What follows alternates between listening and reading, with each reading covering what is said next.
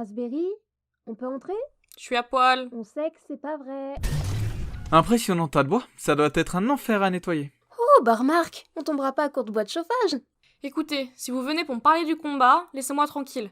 J'ai pas envie d'y penser, et Taïga n'a qu'à venir régler ses comptes lui-même. Non, Taïga ne nous a pas envoyés. Nous sommes là de notre propre initiative. Vous me croyez pas quand je vous dis que je veux pas vous faire du mal, pas vrai? Ah, si, on te croit.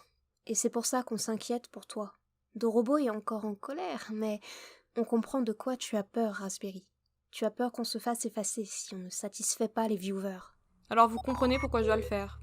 Ils disaient un match à mort, mais... ils pourront sûrement se satisfaire d'un chaos. J'ai vraiment pas envie de faire ça. J'ai l'impression qu'on me force à faire ce que mon programme m'interdit en utilisant d'autres parties de mon programme et ça me rend folle. Je suis tellement énervée. Vous êtes ce que j'ai de plus précieux, mais désobéir aux viewers... Mon code me hurle que ce serait la fin de notre existence et de notre raison de vivre, et ça me rend malade. On perd, quelle que soit ma décision, et dans tous les cas, ça sera de ma faute. Raspberry, tu sais, ce que tu m'as dit la dernière fois, que c'était pas ma faute. C'est pas ta faute non plus, et on le sait. Tu es face à un choix cornélien, chère sœur. Quelle que soit ta décision, nous ne t'en tiendrons pas rigueur.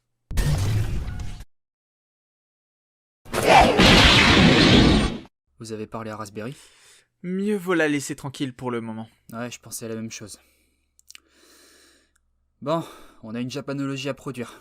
En piste les accablous.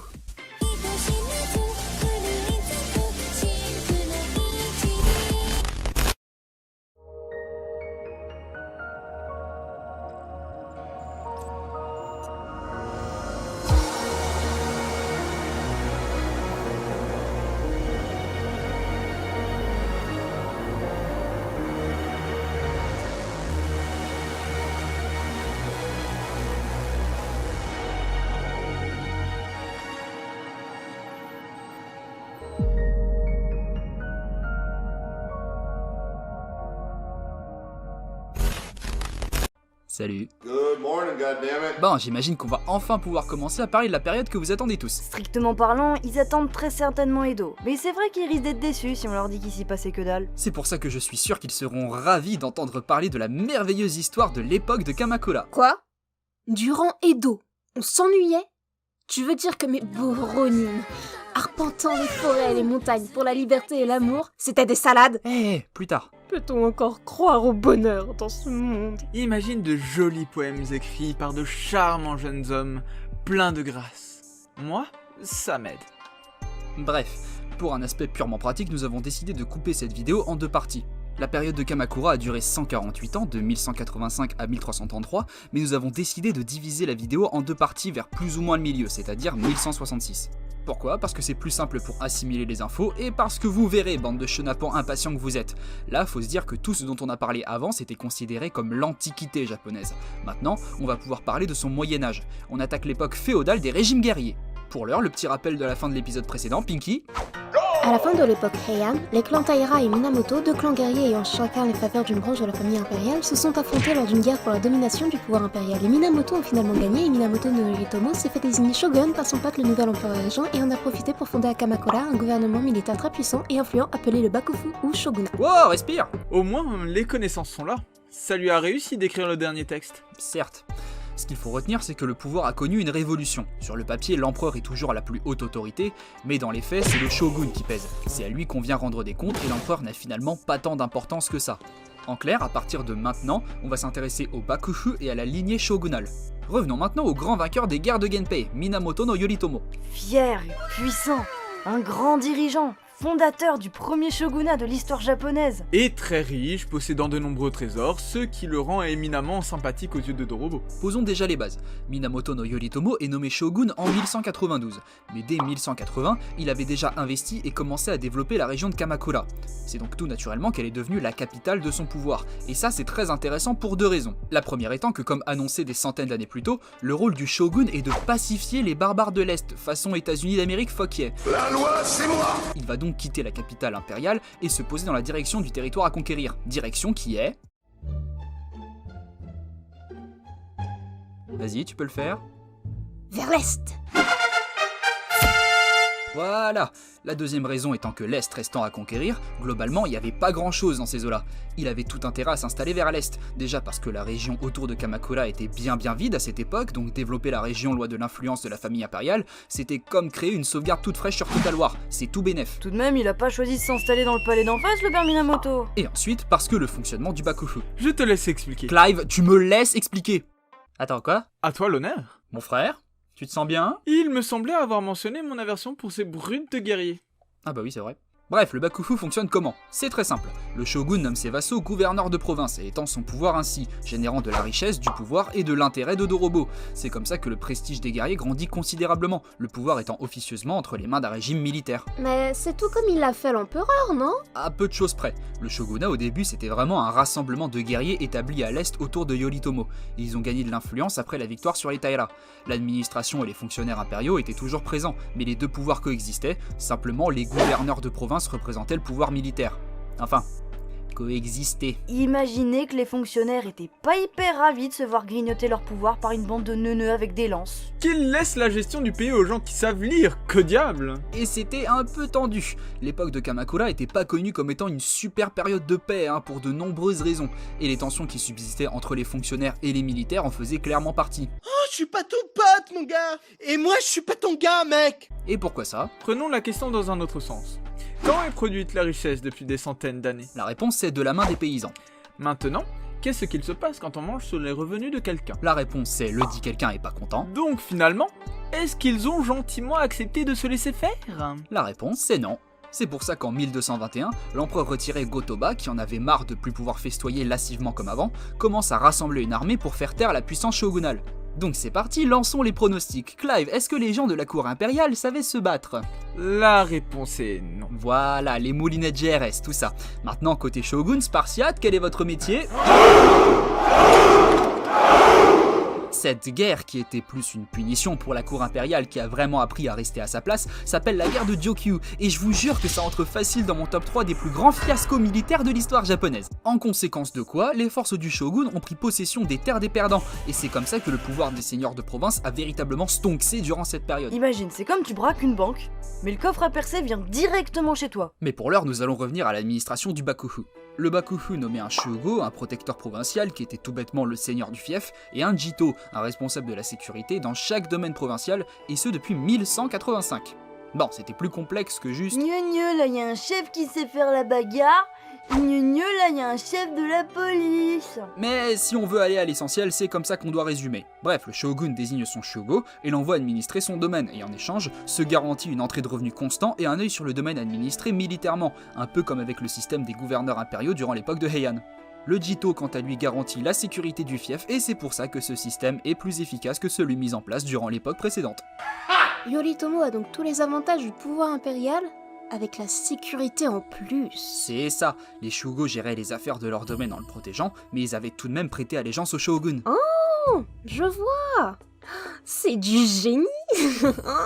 Quel grand homme, ce Yoritomo. Il a dû gouverner bien des dizaines d'années. Il est mort en 1199. Ouais, Pinky, t'embête pas à faire des maths, il est mort 7 ans après son ascension au pouvoir. C'est pas beaucoup. Ah bah non, Et là, si vous avez bien suivi, vous vous demandez mais comment ce pouvoir dont l'histoire nous a prouvé qu'il a duré n'est pas mort au bout de 7 ans? Et là, je vais devoir vous parler de Hojo Masako. Non, pas elle. Va falloir, Clive. Vous venez me chercher quand vous aurez fini de parler d'elle. Quelle mouche l'a piqué? Hojo Masako.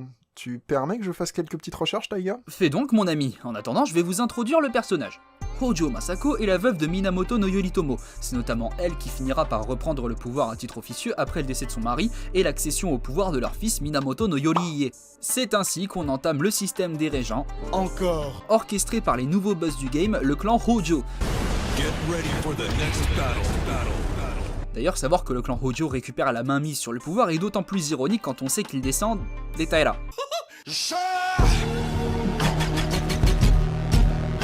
Maintenant, système le palmarès de Hojo Masako, je te prie. Elle est terrifiante. Elle place son fils Yori sur le trône en officiant comme régente, puis elle soupçonne que la femme de son fils le manipule pour évincer les Hojo. Elle le fait démettre de son rôle et très probablement assassiner pour placer son deuxième fils, Sanetomo, qui finira lui aussi assassiné. Cette femme a manipulé ses 2 enfants pour que son clan garde le contrôle sur le pouvoir. Et soit dit en passant, Yoritomo a fait des saloperies plus ou moins semblables, mais personne s'en souvient trop parce que ça reste beaucoup moins classe que ce qu'a fait Masako. Je dis classe parce que cette grande dame avait un culot en acier. Et je vous jure qu'on a tous éclaté de rire quand on a appris que Hojo Masako avait fait tout ça alors qu'après la mort de son mari, elle est devenue nonne. Elle avait tellement d'influence et de contrôle qu'elle était surnommée la nonne shogun. T'as eu raison de t'enfuir. Quand on sait qu'Yoritomo avait fait en sorte que le pouvoir revienne à sa lignée, j'ose même pas imaginer la tête qu'il a dû faire depuis l'au-delà en assistant au pentakills contrôlé de sa femme sur leurs propres enfants. Et oui ma poule, c'est peut-être le karma qui te retombe dessus pour avoir fait tuer tes frères, ton neveu et plein d'autres gens. D'ailleurs, je ne résiste pas à l'envie de vous montrer le blason des Hojo. Ça me donne presque envie de faire un vœu. Voilà, donc en clair, le shogunat a tenu, y a pas de problème.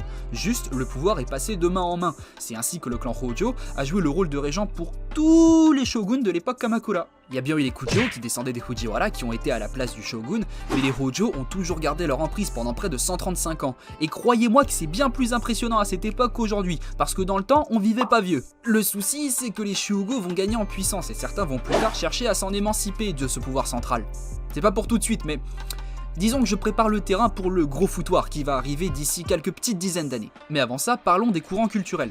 En fait, on va en développer un et garder les autres pour la deuxième partie. Faut bien qu'on ait des choses à raconter dans la deuxième partie. On n'allait pas cramer toutes nos cartouches tout de suite. Et ce magnifique quelque chose que peu de gens connaissent, c'est le bouddhisme zen. Oh, comment je suis trop forte pour être zen.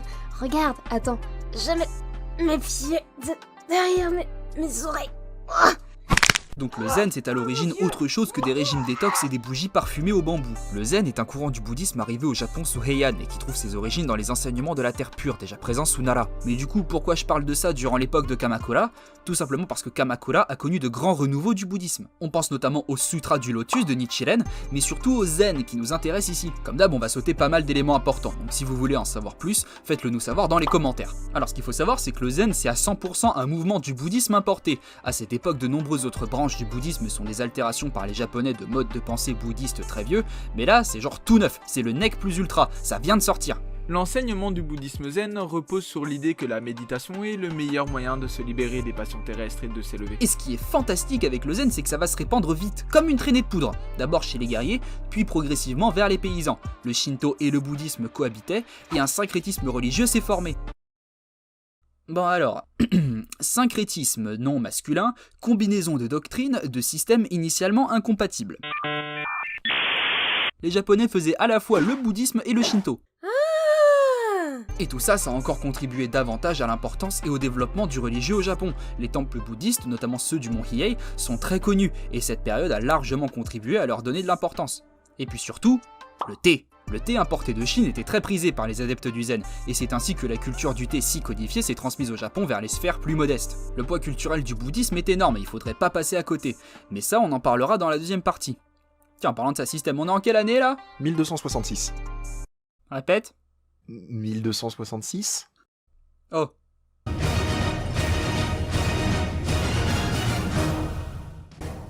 Bon bah, sortez les armes.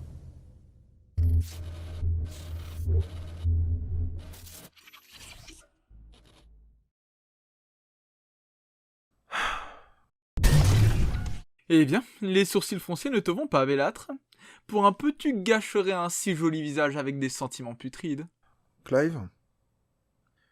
C'est quoi pour toi une famille ? Eh bien, tant de sérieux, quelque chose te tracasse ? Raspberry ? Je comprends, ma sœur n'a jamais eu le cœur si lourd. Nous sommes tous abattus par la situation, simplement, certains le cachent mieux que d'autres. Taiga n'a pas le choix, et il est né avec cette pression liée à son rang. Dorobo est, de ce point de vue, le plus chanceux, il peut se permettre d'extérioriser sa colère, et c'est ça qui le fait tenir. Et toi ? Moi, je suis le grand frère. C'est mon rôle, mais je ne suis ni le premier-né ni le chef. C'est une convention liée à mon image et à l'idée que les gens se font de mon stéréotype.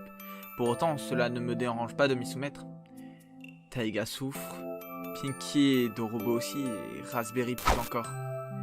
Mon rôle à moi est d'apaiser leur souffrance. Donc, tu vois la famille comme un ensemble d'individus unis par des liens divers. Pas tout à fait, mais j'aimerais entendre ton avis sur la question d'abord. Je sais pas trop. Être unique, c'est pas avoir de modèle, pas de repère. Je me questionne sur des notions que je peux même pas appréhender. Et si je dois te répondre, là, tout de suite, Ma réponse pourrait sembler inappropriée, mais une famille, c'est un terme pour désigner un rassemblement de gens qui ont quelque chose en commun. Quelque chose de fort. On dit qu'on choisit pas sa famille, mais je pense qu'on choisit qui on considère comme tel. Tu as tout à fait raison. Pour moi, une famille n'est pas liée que par un contrat tacite.